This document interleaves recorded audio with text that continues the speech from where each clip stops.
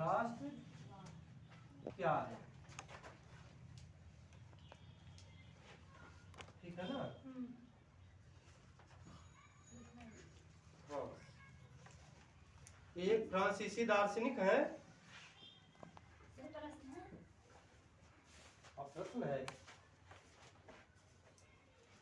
Ernest रेनन के अनुसार नहीं लिखा है,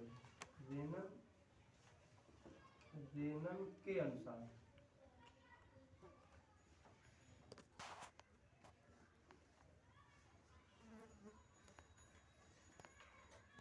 राष्ट्र क्या है?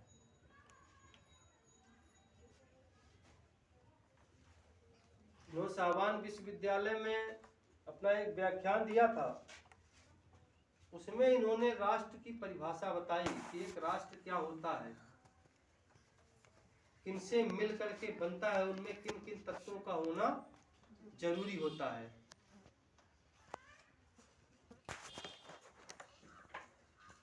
चलिए लिखिए, फ्रांसीसी दार्शनिक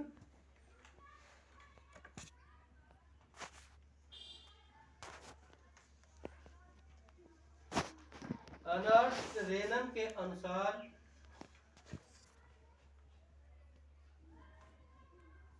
उल्टा हो गया, अनुसार मत लिखो। अर्नेस्ट रेनन का जन्म लिखिए, पहले इनका जन्म लिख लीजिए।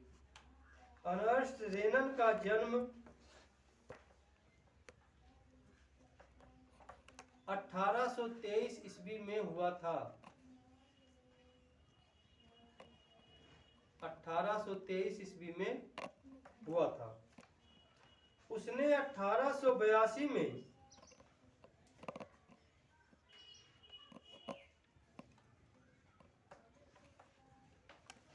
सावान विश्वविद्यालय, सावान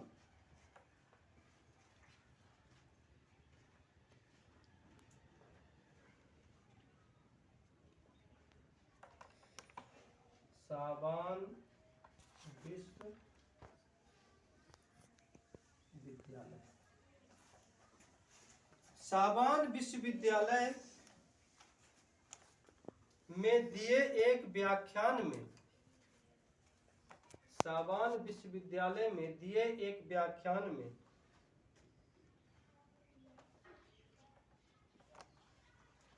राष्ट्र की अपनी समझ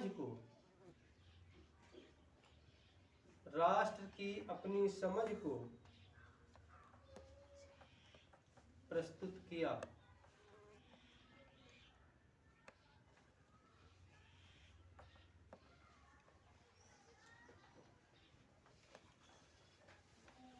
बाद में यह निबंध के रूप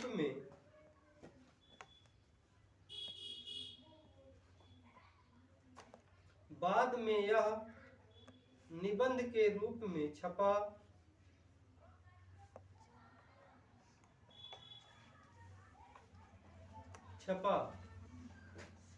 जिसका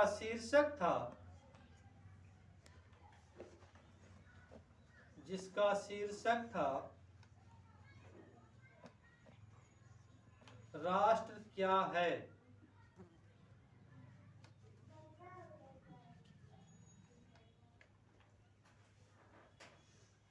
इसमें उसने बताया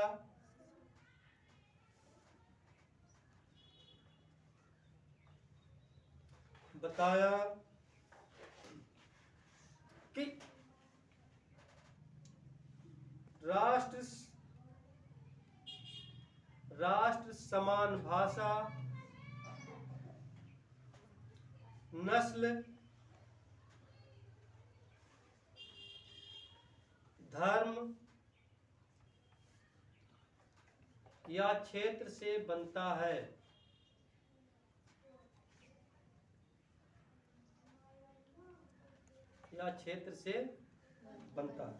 इसमें एक चीज देखिए बहुत अलग है, समान भाषा। ये तो ठीक है कि चलिए एक समान भाषी लोग होंगे, राष्ट्र का निर्माण होगा, कोई बात नहीं है। धर्म, एक ही धर्म के मानने वाले लोग हैं, ये भी ठीक है। एक क्षेत्र के लोग होंगे तब भी ठीक है। लेकिन यहाँ पर उसने जाति नहीं कहा है, वर्ग का नाम नहीं लिया है, इसमें नस्ल का नाम लिया है। ठीक है ना। जाति अलग है, उपजाति अलग है, लेकिन उसमें भी जैसे जानवर होते हैं, जानवरों में जैसे मान लीजिए गाय है, गाय सभी है, लेकिन कोई जर्सी है, कोई फ्रीजियन है, कोई साहीवाल है, तो ये नस्ल है उनकी। उसने नस्ल की बात की है, मतलब जिसका रंग रूप स्वभाव खान पान व्यवहार एक समान हो।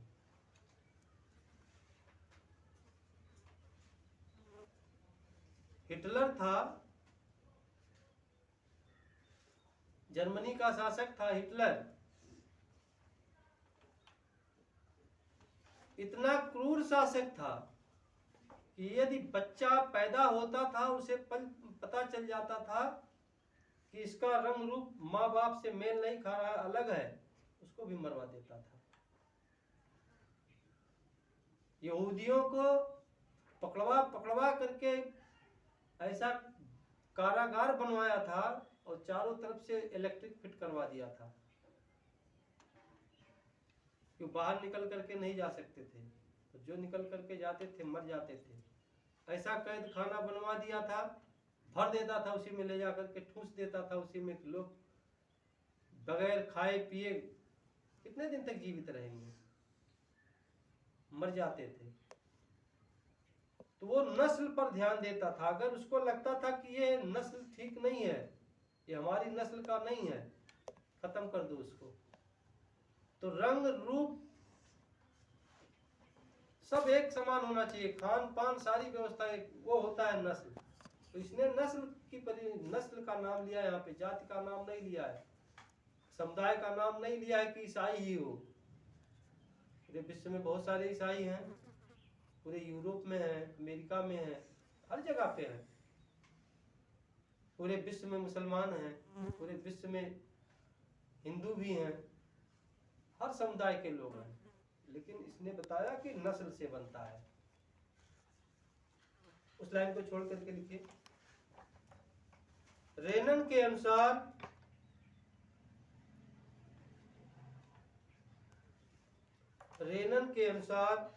एक राष्ट्र लंबे प्रयासों,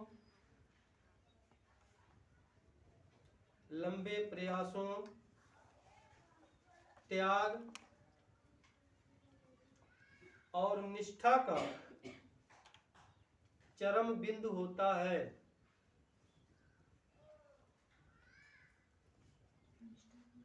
चरम बिंदु होता है। निष्ठा का मतलब होता है समर्पण, लगाव, ठीक है ना। जैसे बहुत सारे का मतलब उसको, जैसे माता और पुत्र का प्रेम होता है कि जितना लगाव माता को पुत्र से होता है, उतने उससे ज्यादा लगाव पुत्र माता से रखता है। लेकिन कब? जब वो बाल्यावस्था में होता है, जब शिशु होता है तब। बाकी तो आप लोग देख ही रहे हैं कि कितना लगाव होता है? लेकिन जब बच्चा छोटा होता है तो सबसे ज्यादा लगाव अपनी माँ से रखता है। तो इतनी निष्ठा होनी चाहिए।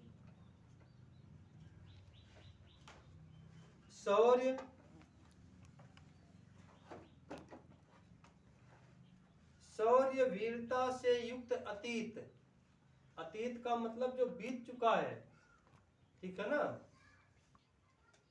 शौर्य वीरता से युक्त अतीत, जो बलिदानी हैं, जो वीर लोग रहे हैं, होते हैं, उससे जुड़ा हुआ अतीत। ये पता रहना चाहिए कि किसने देश के लिए क्या किया, कितना समर्पण था उनके अंदर, कितना प्रेम था उनके अंदर, उन्होंने देश के लिए क्या क्या बलिदान किया। आज हम बहुत सारे बलिदानियों का नाम याद रखते हैं, महात्मा गांधी हुए, सुभाष चंद्र बोस हुए, अशफाक उल्लाह हुए, प्रोफेसर दत्त हुए, मौलाना कलाम साहब हुए, अभी डॉक्टर एपीजे अब्दुल कलाम साहब हुए, मिसाइल मैन कहा जाता है। तो ये सब लोग देश के लिए समर्पित रहे हैं, देश के लिए इन्होंने किया सबने। बहुत सारे क्रांतिकारी हैं, लाखों नाम है, हम लोग तो 2-4 गिन करके थक जाते हैं। तो जो देश के लिए समर्पित हो, महान पुरुषों के नाम और गौरव, महान पुरुषों के नाम और गौरव,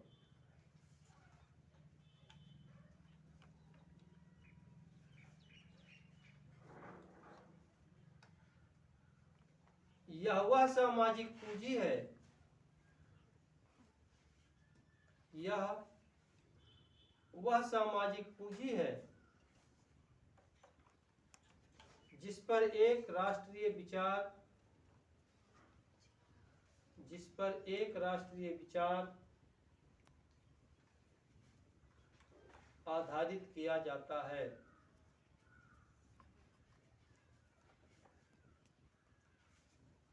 आधारित किया जाता है। ये अक्सर बेटा टिप्पणी लिखने के लिए आता है, टिप्पणी में ही, छोटे प्रश्न में ही आएगा, ठीक है ना। अतीत में, अतीत का मतलब समझ में आया ना। अतीत का मतलब बीता हुआ हमारा समय। अतीत में समान गौरव का होना,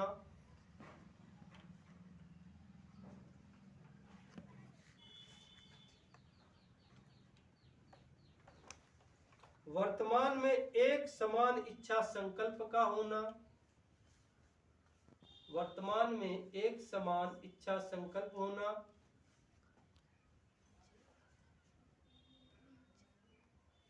इच्छा संकल्प होना, साथ मिलकर महान काम करना,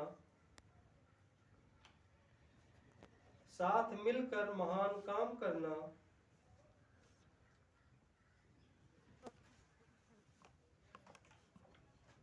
और आगे ऐसे काम करने की, और आगे ऐसे काम करने की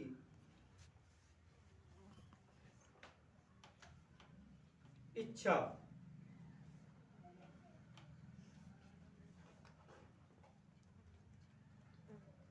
एक जन समूह होने की, एक जन समूह होने की, यह सब जरूरी शर्तें हैं।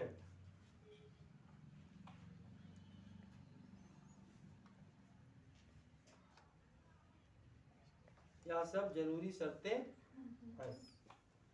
कह रहे हैं कि अतीत में क्या अच्छा हुआ है, पहले क्या क्या अच्छा हुआ है, हमारे देश के बलिदानियों ने, हमारे देश के महापुरुषों ने क्या अच्छा किया है, वो जरूर याद रहना चाहिए आपको, उसको ध्यान रखना चाहिए, उसे पढ़ना चाहिए, उसे समझना चाहिए। और दूसरा कार्य वर्तमान जो हमारा चल रहा है उसमें हमें कुछ कर गुजरने की इच्छा शक्ति होनी चाहिए, दृढ़ संकल्प होना चाहिए कि जो हमारे महापुरुषों ने, जो हमारे बलिदानियों ने, जो हमारे देश के लोगों ने जो पहले किया है, हम उससे बेहतर करेंगे और अपने देश को आगे ले जाने का प्रयास करेंगे। ये नहीं कि जो उन्होंने किया है, जो नींव उन्होंने खड़ी की, जो इमारत उन्होंने खड़ी की, हम उसको गिरा दें। गिराने के लिए नहीं कह रहा है, हमें उस नींव पे और ऊंची इमारत को खड़ा करना है। जो इमारत है उसे और ऊंची करनी है, उसे और आगे बढ़ाने की जरूरत होती है, चाहे वो सामाजिक क्षेत्र में हो, चाहे वो आर्थिक क्षेत्र में हो, चाहे वो राजनीतिक क्षेत्र में हो, किसी भी क्षेत्र में हो, हर क्षेत्र में। और उसको कौन कर सकता है? जिसके अंदर दृढ़ इच्छा शक्ति होगी, मजबूत इरादा होगा, वो व्यक्ति कर पाता है। हर व्यक्ति के अंदर मजबूत इच्छा शक्ति नहीं होती है। लेकिन ये कह रहे हैं कि एक राष्ट्र के निर्माण करने के लिए हर व्यक्ति के अंदर, तब राष्ट्र का निर्माण होगा, हर व्यक्ति के अंदर इच्छा शक्ति का होना बहुत जरूरी है। स्कूल में अगर प्रिंसिपल सोच ले कि हम पूरे स्कूल को अकेले हम बहुत आगे लेकर के चले जाएंगे, सारे बच्चों को हम अकेले बना देंगे, तो ये मुश्किल काम है। लेकिन लेकिन वो ना सोचे, यदि हर अध्यापक अपनी जिम्मेदारी सोच ले कि हमें हर बच्चे को शिखर पे पहुंचाना है, निश्चित वो पहुंचा देगा, क्योंकि सबका सामूहिक प्रयास होता है, अकेले कोई कुछ नहीं कर सकता है। तो वर्तमान में वो इच्छा शक्ति होना चाहिए, वो दृढ़ संकल्प होना चाहिए, उन्होंने बताया। दूसरा कार्य है साथ में मिलकर काम करने की इच्छा। एकला चलो की राजनीति नहीं होनी चाहिए कि हम एक अकेले चलेंगे। कहावत है ना कि अकेले चना भाड़ नहीं फोड़ सकता है, लेकिन यदि मिल करके हम काम करेंगे, कोई काम करना चाहे तो तुरंत हो जाएगा। किसी बच्चे से कहा दिया जाए, अभी एक बच्चे से कि बेटा जितने क्लास की बेंच है सब निकाल करके बाहर लगा दो, अकेला बच्चा पूरा दिन लगा देगा, पता नहीं कर पाएगा कि नहीं कर पाएगा। लेकिन सारे स्कूल के बच्चों से कहा दिया जाए कि बेटा आप जिस जिस बेंच पे बैठे हो उसको लेकर के आप चलो बाहर बैठ जाओ, कितना समय लगेगा? बहुत कम का मतलब कि जो काम एक बच्चा पूरे दिन में करता, वो काम सारे बच्चों ने मिलकर के 1 मिनट में कर लिया। 1 मिनट में मतलब जितना उसको बाहर निकलने में समय लगेगा, पकड़ा बेंच, उठाया और निकल के चला गया। तो ये इच्छा शक्ति होनी चाहिए, सबको साथ लेकर के काम करने की इच्छा शक्ति होनी चाहिए, और सब लोग मिल करके काम करें, तब रास्ता आगे बढ़ता है। फिर कह रहा है काम करना और आगे ऐसे काम और करने की इच्छा शक्ति। कह रहा है कि जन समूह होने की यह सब जरूरी शर्तें हैं। जन समूह का मतलब ये नहीं कि हम अलग अलग काम करें, सब मिल करके काम करेंगे तब वो जन समूह कहलाता है, तब वो एक राष्ट्र बनता है। आगे लिखिए।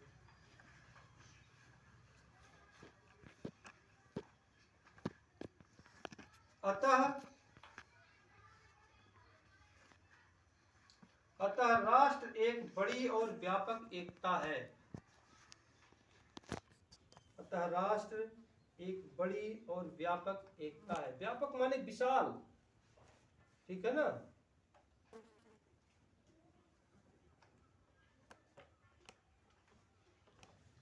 उसका अस्तित्व रोज होने वाला,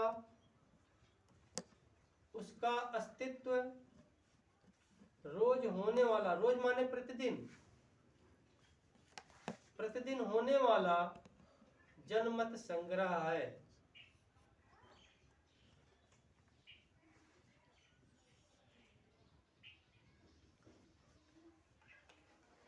प्रांत उसके निवासी हैं,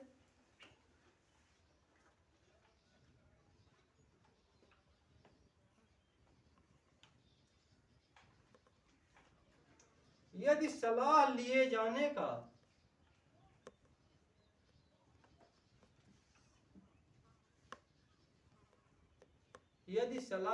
जाने का किसी को अधिकार है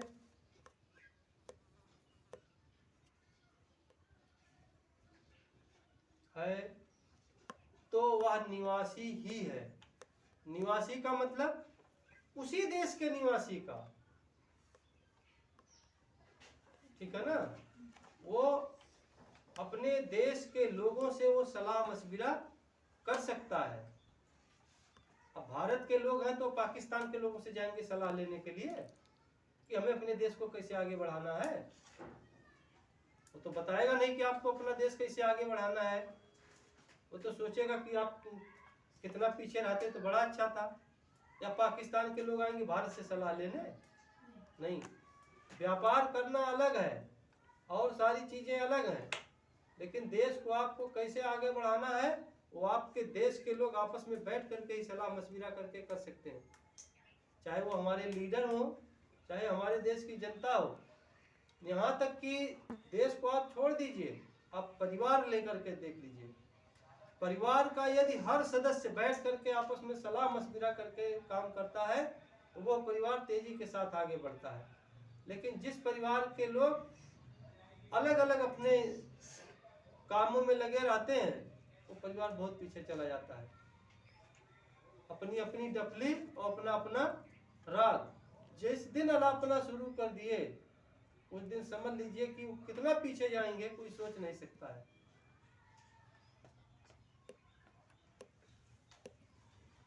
हो गया। किसी देश का विलय करने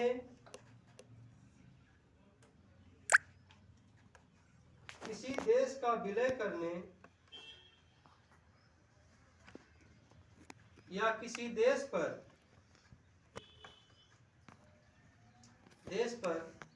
उसकी इच्छा के विरुद्ध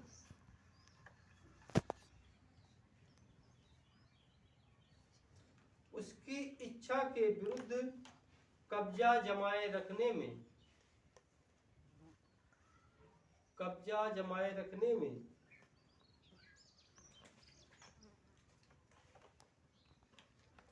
एक राष्ट्र की वास्तव में कोई दिलचस्पी नहीं होती।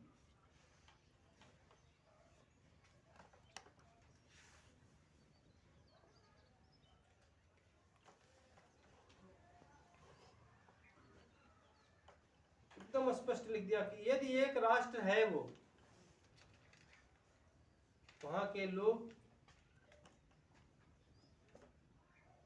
संस्कारी हैं, जागरूक हैं, सभ्य हैं, तो किसी देश पर वो कब्जा करने का प्रयास नहीं करते हैं, क्योंकि उनको पता है कि जो मानवता है वो खत्म हो जाएगी।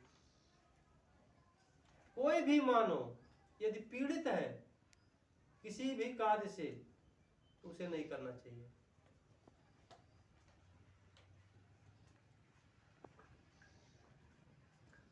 आगे लिखिए। राष्ट्रों का अस्तित्व में होना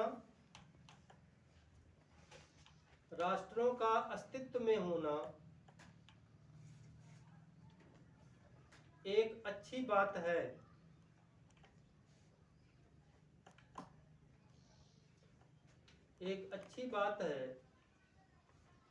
बल्कि यह एक जरूरत भी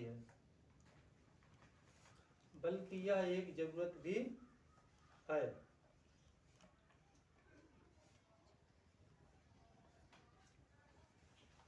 उसका होना स्वतंत्रता की गारंटी है।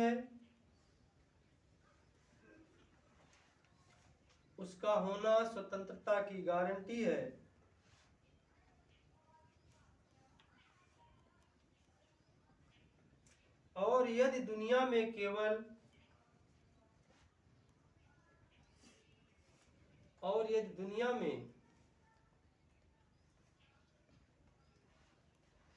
एक कानून और उसका केवल एक मालिक होगा,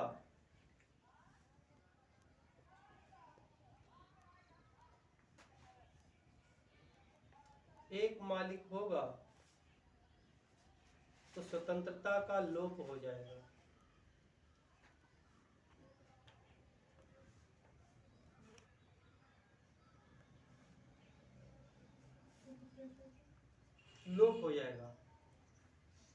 कह रहा है कि उनका होना स्वतंत्रता की गारंटी है। उनका मतलब उस देश के लोगों का एक होना, आपस में मिल करके रहना, विकास को गति देना। यदि सारी चीजें वहां के लोग आपस में मिल करके करेंगे, सब लोग संयमित जीवन जिएंगे, तो फिर उनका स्वतंत्रता कोई उनसे छीन नहीं सकता। क्यों नहीं छीन सकता? जैसे ही कोई बाहरी आक्रमण करेगा वो एक साथ टूट पड़ेंगे, लेकिन हम बटेंगे तो कोई भी आकर के हमको काट के चला जाएगा। पहले भी मैंने बताया है, अपने गांव में देखिए, घरों में देखिए, भाई भाई के झगड़े में दूसरा मजा ले रहा है कि नहीं ले रहा है। तो हमें पढ़ने का मतलब क्या है कि हम किताब पढ़ लिए काम खत्म? पढ़ने का मतलब इतिहास इसीलिए पढ़ाया जाता है कि इतिहास हमको सिखाता है कि किसने कौन सी गलती की है और किसने किस गलती की वजह से उसके ऊपर शासन किया है। दोनों चीज़ों को हमें सिखाता है कि हमें कहाँ गलती नहीं करना है और कहाँ किसके साथ कैसे रहना है, हमें अपना विकास कैसे करना है, सब इतिहास सिखाता है। इसीलिए इतिहास पढ़ाया जाता है। इतिहास पढ़ करके हम अतीत में हुई गलतियों का सुधार कर लें। जो गलतियां पहले हो चुकी हैं उसको दोबारा ना करें। बार बार हम गलती करेंगे तो निश्चित है हमारा विनाश हो जाएगा। और फिर कह रहे हैं कि यदि दुनिया में केवल एक ही कानून होगा और एक ही मालिक होगा तो दुनिया से स्वतंत्रता का लोप हो जाएगा। ये पूरे विश्व का भी कोई एक हो जाए लीडर, उसके दिमाग में आ गया कि हम अपनी जाति को आगे लेकर के चलेंगे, जैसे अंग्रेज थे। पूरे विश्व में जहां भी उन्होंने अपना उपनिवेश स्थापित किया, ईसाइयों को बढ़ाने का काम आगे किया, उन्हीं के लिए किए, लेकिन और लोगों को तो उन्होंने बर्बाद कर दिया, तबाह किया कि नहीं किया। और लोग परेशान रहे, पूरा विश्व परेशान रहा। कितनी यातनाएं वो लोग देते थे, कितनी बर्बरता के साथ मानवता को कुचलते थे, तो वही जानते हैं। तो पूरे विश्व में एक व्यक्ति का शासन नहीं हो सकता, एक तरह का कानून नहीं हो सकता है। और यदि ऐसा होगा तो लेनिन महोदय कह रहे हैं कि ये दुनिया का लोप हो जाएगा, खत्म हो जाएगा। क्योंकि हर जगह भौगोलिक दृष्टि से अंतर होता है, प्राकृतिक रूप से भी अंतर है, सामाजिक रूप से भी अंतर है, राजनीतिक रूप से भी अंतर है, हर प्रकार से अंतर है। सबके रहन सहन, खान पान, आचार विचार सबके अलग अलग हैं। लेकिन हमारे देश में एक ऐसी व्यवस्था बनाई गई है कि सभी को समान स्वतंत्रता दिया गया है। सब फ्री हैं, एकदम से स्वतंत्र हैं, जो जैसे चाह रहे हैं वैसे रह रहे हैं, जो जहाँ चाहे अपना व्यवसाय कर रहे हैं, बस रहे हैं। यहाँ पर किसी को कोई दिक्कत नहीं है। लेकिन अब यही के अभी किसी एक व्यक्ति का शासन चलता रहे तो भी अकर्मण्य हो जाएगा, निरंकुश हो जाएगा। इसीलिए अपने यहाँ गणतंत्र की स्थापना की गई, राजतंत्र नहीं है, जनता के शासन की व्यवस्था की गई। 5 साल में चुनाव की व्यवस्था की गई कि कोई निरंकुश ना होने पाए, कि मतलब उस पर किसी प्रकार का कोई अंकुश ही ना रहे, वो जो चाहे जैसे चाहे वैसे करे। अब ये हो गया। अगला है नेपोलियन बोनापार्ट।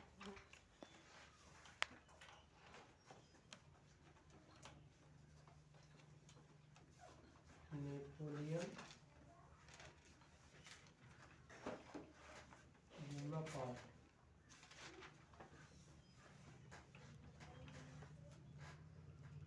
फ्रांस का शासक हुआ था लुई 16वां के बाद।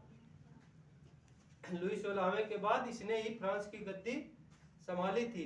और इतना ये वीर था, साहसी था कि अपनी वीरता के बल पे, अपनी चतुराई के बल पे, अपनी सैन्य क्षमता के बल पे इसने बहुत सारे छोटे छोटे देशों पे अगल बगल इसने अपना अधिकार जमा लिया और अपना एक साम्राज्य गठित कर लिया था।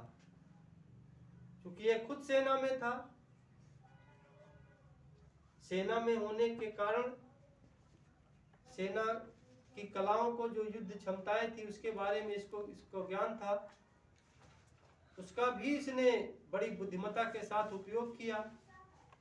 और उसी बुद्धिमत्ता का परिचय था कि इसका विवाह ऑस्ट्रिया की राजकुमारी के साथ हो गया था। लुई 16वें की भी पत्नी ऑस्ट्रिया की ही थी और इसका भी विवाह वहीं हुआ। और इसने अंत में फ्रांस में काफी दिनों तक शासन भी किया, फ्रांस को एक साम्राज्य के रूप में स्थापित भी किया। चलिए लिखिए। नेपोलियन बोनापार्ट का जन्म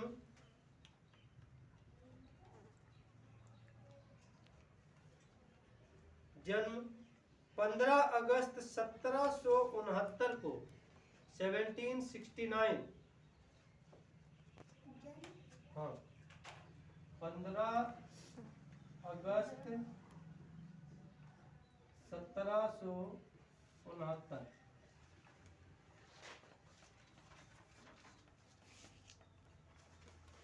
को हुआ।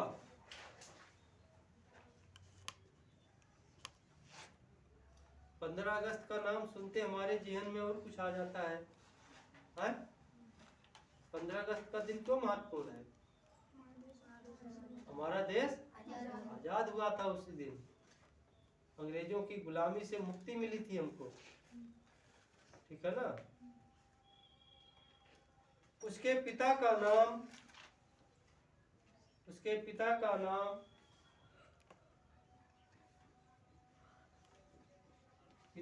नाम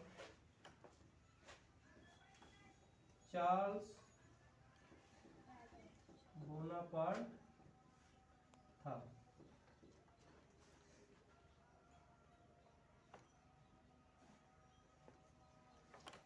और माँ का नाम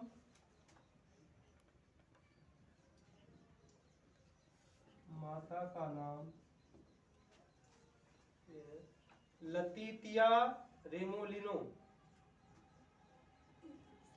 हाँ, लतीतिया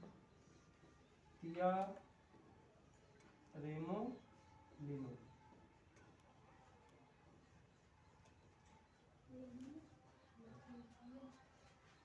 लतीतिया रेमोलिनो।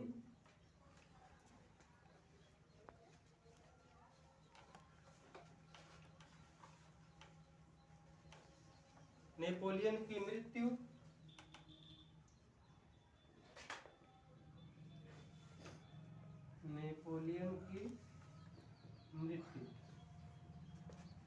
ये 5 मई 1821 ईस्वी। 5 मई 1821 ईस्वी।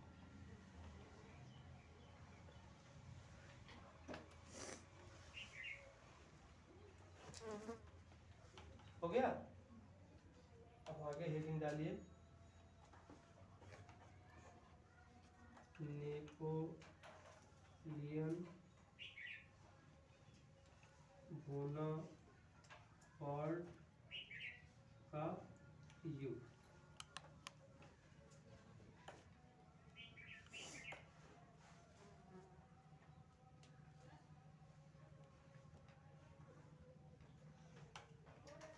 शुरू करें, चलिए।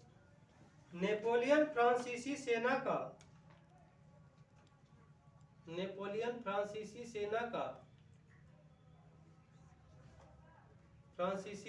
का सेनापति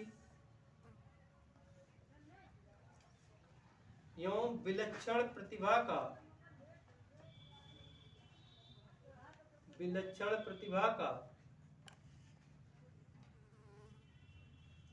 धनी था।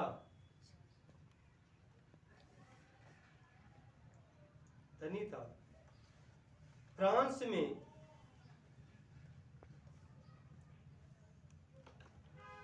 में देश के शासन की कमान संभालने वाली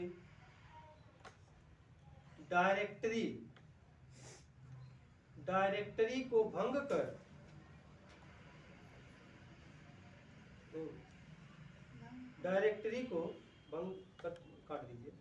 डायरेक्टरी को 1799 ईस्वी में 1799 ईस्वी में भंग कर उसका अस्तित्व समाप्त कर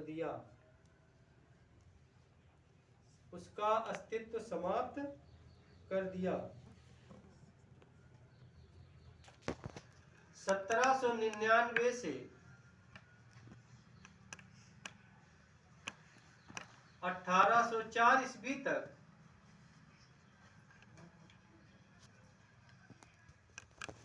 1804 ईस्वी तक उसने कई महत्वपूर्ण सुधार किए।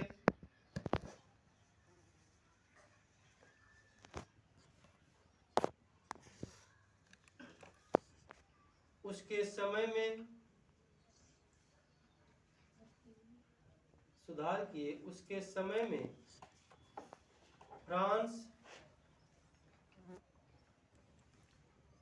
फ्रांस यूरोप का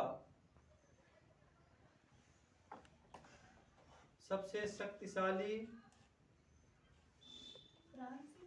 फ्रांस यूरोप में सबसे शक्तिशाली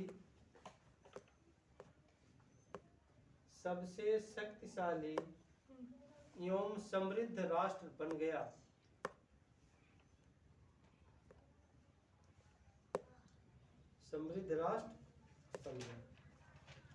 उसने फ्रांस में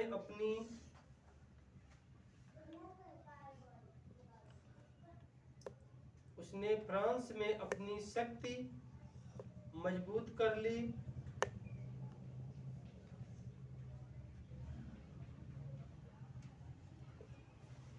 और 1804 में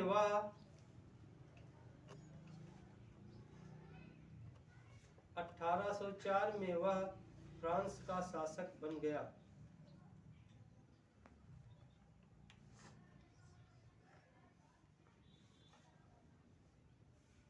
उसने 1805 में ऑस्ट्रिया 1805 में ऑस्ट्रिया 1806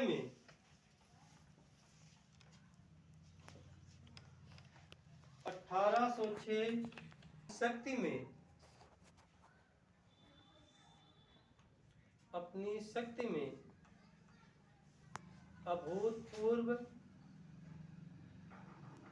अभूतपूर्व इजाफा किया।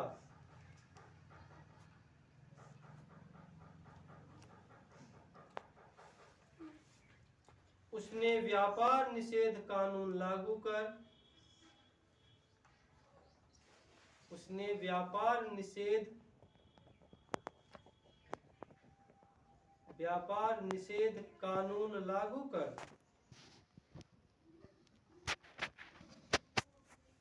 इंग्लैंड को अपना निशाना बनाया।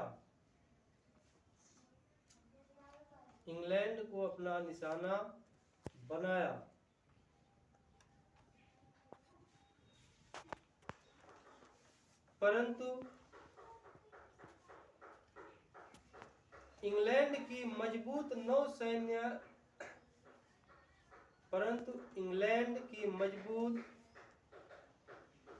नौसैन्य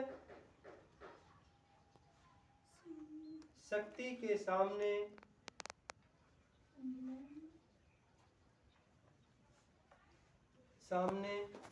वह असफल रहा।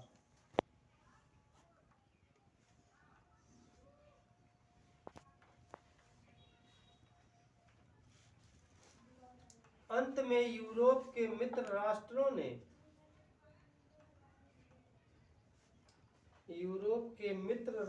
ने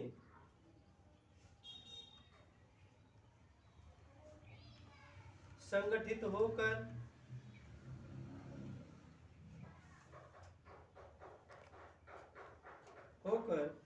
1813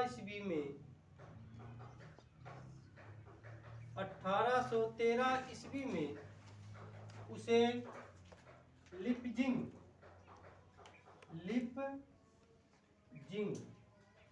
इन्वर्टेड कॉमा में लिखिएगा इसको, लिपजिंग में पराजित किया।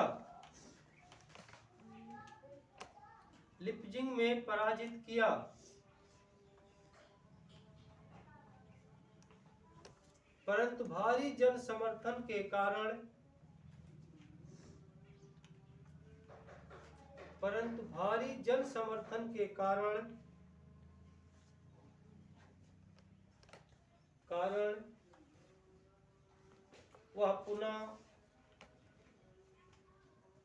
वह वह पुनः सत्तासीन हुआ।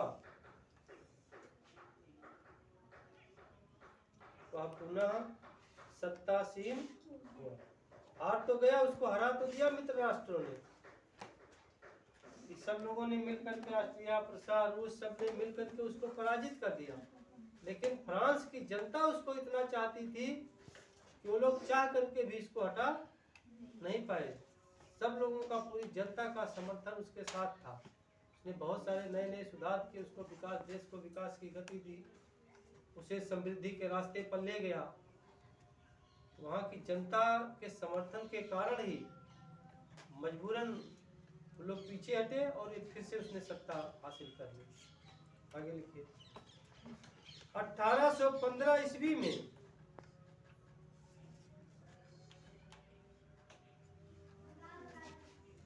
1815 ईस्वी में मित्र राष्ट्रों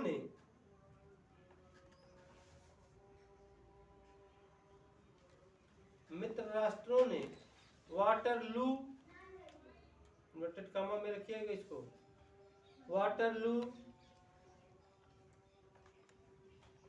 के मैदान में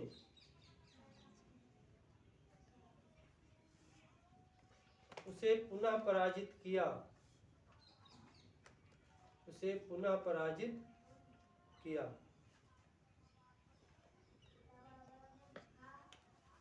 सबसे बड़ी गलती उसने किया था रूस पे आक्रमण करके। रूस को न छेड़ा होता तो ज्यादा दिक्कत नहीं होती, लेकिन रूस को वही कि शेर के हाथ में ही जाकर के मुंह डाल दिया, शेर के मुंह में ही जाकर के हाथ डाल दिया अपना। तो जब डाल दिया तो बाकी, जब तुम अपने सारे पड़ोसी से हमेशा लड़ाई रखोगे, जब किसी के साथ मिल करके नहीं रहोगे तो सारे पड़ोसी क्या करेंगे? मिल करके टूट पड़ेंगे, कहेंगे हम बाद में निपटेंगे अपना, लेकिन पहले इसको निपटाओ। जब सबको, अगर भाई किसी को तो अपना मित्र बना करके रखो, ठीक है, साम्राज्यवादी नीति ठीक है, आप अपने साम्राज्य का विस्तार करना चाहते हो, ठीक है, लेकिन किसी को तो, अपने पड़ोसी को अपना मित्र बना करके रखो। अरे वो कुछ नहीं करेगा, कम से कम किसी की बातों को आपको बताएगा तो आकर के रिपोर्ट तो देगा कि क्या होने वाला है। लेकिन नहीं, ये इसको अपनी शक्ति पर इतना विश्वास था, और विश्वास के साथ साथ जब आदमी के अंदर जब शक्ति अपार हो जाती है तो उसे घमंड भी हो जाता है, अहंकार भी हो जाता है। और जब वो अपने अहंकार, कोई भी जब अपने अहंकार के मद में वो डूब गया तो समझ लो कि वो विनाश के रास्ते पर जाने वाला है। आपके पास शक्ति हो, धन हो, सब कुछ है, लेकिन आपके अंदर अहंकार नहीं होना चाहिए। जितने भी, देखिए अभी एक को आम के पेड़ में फल नहीं है, सब तन के खड़े हैं, लेकिन जब फल लग जाते हैं तब सभी डालियां झुक जाती हैं एकदम से। बांस लगाना पड़ता है, डंडा लगाना पड़ता है कि डाल के नीचे लगाओ, नहीं डाले टूट जाएगी। तो जब हमारे अंदर ऐसा क्यों नहीं होता? हम तो मानव हैं, हम लोगों को भी इसी प्रकार से झुक करके रहना चाहिए। हम दूसरों को, हमें नहीं परेशान करना चाहिए। लेकिन मानव स्वभाव थोड़ा सा अलग हो जाता है, जो उसी में अलग हो जाते हैं वो महान हो जाते हैं, जो नहीं अलग हो जाते हैं वो मार दिए जाते हैं। पुनः पराजित का अंत में 5 मई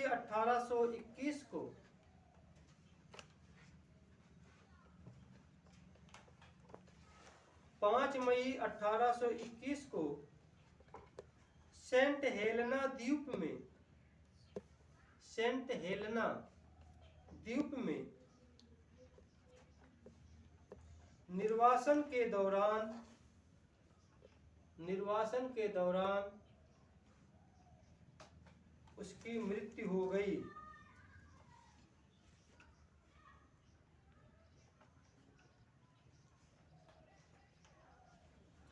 उसके द्वारा लागू की गई व्यवस्था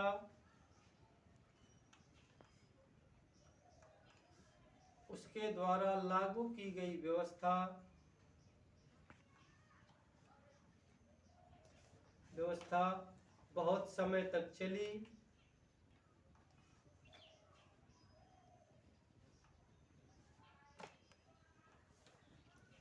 नेपोलियन के पतन के पश्चात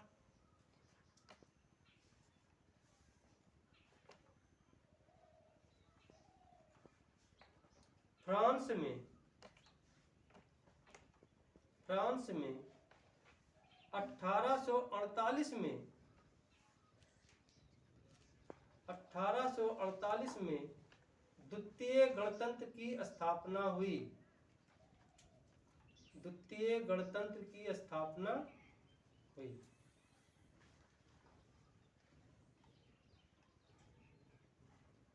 अब सोचिए, लुई 16वां तक राजतंत्र, उसके बाद जब ये राजा बन गया तो ये तानाशाह बन गया,